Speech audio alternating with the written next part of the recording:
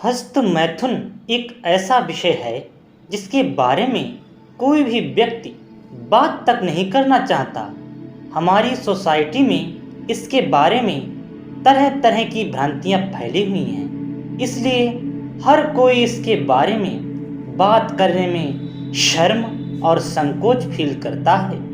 जबकि आजकल 14 से 25 के बीच की आयु वर्ग के लोगों के लिए सबसे बड़ी समस्या हस्त मैथुन ही है, फिर भी वे इस समस्या को सबसे छिपा कर रखते हैं, क्योंकि उन्हें लगता है कि हस्त मैथुन करना एक पाप है। और ऐसा इसलिए होता है क्योंकि उन्हें इसके बारे में सही और पूरी जानकारी नहीं होती है।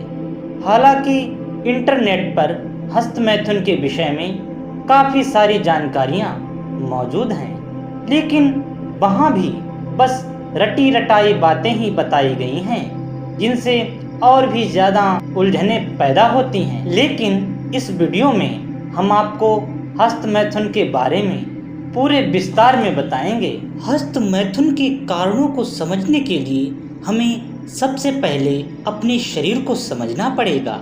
देखिए, 14 से 22 के बीच जो उम्र का पड़ाव होता है वह हमारे जीवन का सबसे महत्वपूर्ण पड़ाव होता है। इसी उम्र में हमारे जीवन की रूपरेखा तैयार होती है कि हमारा जीवन कैसा होगा। उम्र के इस पड़ाव में हमारे शरीर में टेस्टोस्टेरोन नामक हार्मोन का रिसाव काफ़ी तेज़ी से होता है, ताकि हमारा शारीरिक और मानसिक विकास तेज़ी से हो सके। इसी हार्मोन की वजह से इस उम्र में हमारे अंदर सेक्सुअल सेंसेशन बढ़ने लगता है, जिसके कारण हम तरह तरह की सेक्सुअल कल्पनाओं में खोने लगते हैं। यह हमारे जीवन में एक प्राकृतिक प्रक्रिया होती है और इसी प्रक्रिया में हम कुछ उल्टी सीधी हरकतें करने लगते हैं, जो कि एक सामान्य बात है।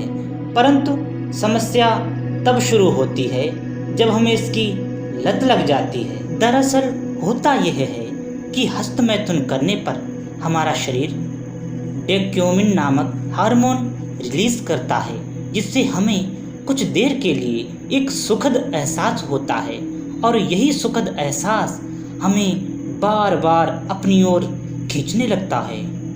हमें लगता है कि हमें यौन संतुष्टि मिल रही है, लेकिन सच्चाई यह है कि हस्त मैथुन से हमें यौन संतुष्टि नहीं मिलती, बल्कि यह हमारे अंदर की वासना को और ज़्यादा भड़काता है, जो हमारे जीवन को एक गलत दिशा की ओर अग्रसर करता है। टीवी, इंटरनेट या सिनेमा, आप कहीं भी देख लो, हर जगह अश्लील कंटेंट की भरमार है, जो हमारे अंदर की सेक्सुअलिटी को और भड़काती है। इन कंटेंट को देखने, सुनने और पढ़ने के बाद हमारा मस्तिष्क हमारे शरीर में काफ़ी ज़्यादा मात्रा टेस्टोस्टेरोन को डिस्चार्ज करता है, जिसकी वजह से हम खुद पर कंट्रोल नहीं कर पाते।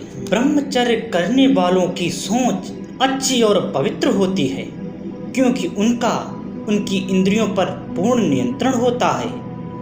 ब्रह्मचर्य से व्यक्ति के सांस लेने की प्रक्रिया सुधरती है। व्यक्ति का अपने मन और अपने भावों पर पूर्ण नियंत्रण होगा। व्यक्ति मानसिक रूप से सुदृढ़ होगा। 30 दिन तक ब्रह्मचर्य का पालन करने से हमें ब्रह्मचर्य का लाभ मिलना शुरू हो जाता है। ब्रह्मचर्य का पालन करने से व्यक्ति अपने सभी व्रत और जिम्मेदारियों का पालन करने में सक्षम होता है। सभी दिशाओं से प्रगति के रास्ते खुल जाते हैं। रोग प्रतिरोधक शक्ति बढ़ती है, जिसकी वजह से देह निरोगी रहती है, क्योंकि कठिनाई नहीं आती और कोई भी दोष उत्पन्न नहीं होते हैं। अब मैं आपको एक ऐसी बात बताने जा रहा हूँ जो चुनौती के साथ कोई भी बात टाल नहीं सकता। अगर किसी को ब्रह्मचर्य से हस्त मैथुन करने से कमजोरी आ गई हो, या वीर्य कम आता हो, पतला हो गया हो, शुक्राणु की संख्या कम हो, टाइमिंग कम हो, तो इसके लिए श्री राजीव दीक्षित जी कहते हैं कि ऊस का जूस अर्थात गन्ने के 1 गिलास जूस में जो पान की दुकान पर हमें पान के पत्ते में दिया जाता है, वो चूना किसी भी पान की दुकान पर आपको मिल जाएगा। वो चूना आपको एक गेहूं के दाने के बराबर लेना है। ध्यान रखिए कि एक गेहूं के दाने के बराबर आपको चूना लेना है और 1 गिलास गन्ने के जूस में मिलाकर आपको रोजाना उसका सेवन करना है। इससे सेक्स संबंधी, हस्त मैथुन वाले, कमजोरी वाले, शरीर के सारे ऐसे रोग दूर हो जाते हैं और इन सब में वृद्धि होती है। यह आयुर्वेद की वाणी है और इस वाणी को झुठलाने वाला आज तक पैदा नहीं हुआ है। अगर आपको मेरी यह प्रस्तुति पसंद आती है तो प्रस्तुति को लाइक करें, सब्सक्राइब करें मेरे चैनल को और कमेंट में जय श्री राम जरूर लिखें और अपने साथियों को भी शेयर करें ताकि उन्हें भी यह महत्वपूर्ण जानकारी मिल सके। वीडियो देखने के लिए बहुत बहुत धन्यवाद।